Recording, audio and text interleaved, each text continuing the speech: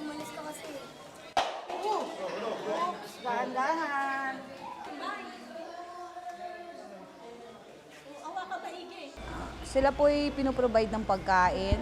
Katulad po ngayon, meron po kaming gamot na para sa baha, vitamins po para sa mga bata. Tapos, yung pagkain po nila ay supported naman po.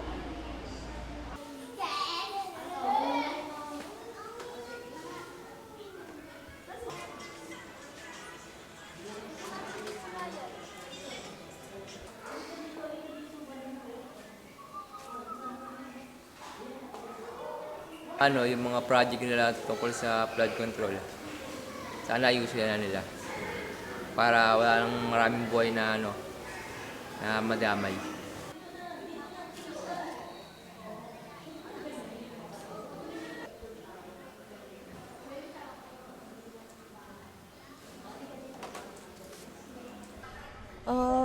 Ano sir syempre habagat yun.